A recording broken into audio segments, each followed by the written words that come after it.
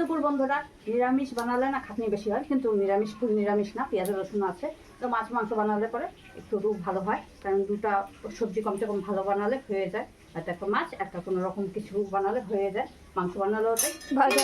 হ্যাঁ, এই নিরামিষ বানাতে নিয়ে ডবল খাটনি হয়, কিন্তু কী করবো, মাছ মাংস তো রোজ রোজ খাওয়া যায় না। বড় মশলাইয়ের কথা খাই। তারপর এখানে পটল ভাজা করছি, এখানে ভেন্ডি ভাজা, এখানে কাঁকরোল ভাজা, এখন বানাবো পটল পোস্ত আর ঢেঁকি শাকের চচ্চড়ি। ঢেঁকি শাকের চচ্চড়ি কিন্তু খেতে খুব ভালো লাগে। ডাল এখন হ্যাঁ, ডাল। আর আমার মেয়ে আজ ঘরে আছে, তো ঘরে থাকার জন্য কিন্তু আমাকে একটু ভিডিও করে দিচ্ছে। স্কুলে ফুড ফেস্ট আছে। হ্যাঁ, আর বন্ধুরা একটা কথা তোমাদের কাছে অনুরোধ করছি, যদি আমার ভিডিওটা তোমাদের ভালো লাগে, কিন্তু ভালো লাগলে অবশ্যই তোমরা লাইক কমেন্ট শেয়ার সাবস্ক্রাইব করে দেবে।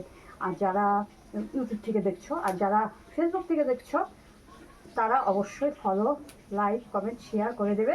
কাজে খুব তাড়াহুড়া, তার জন্য একটু তাড়াতাড়ি করছি, বল খেতে এসে পড়বে। তো 12:30 বেজে গেছে, আর ভিডিও যেতে যেতে কিন্তু অনেক টাইম লাগবে। আজকের মতন এখানেই শেষ করলাম। Bye bye. টাটা।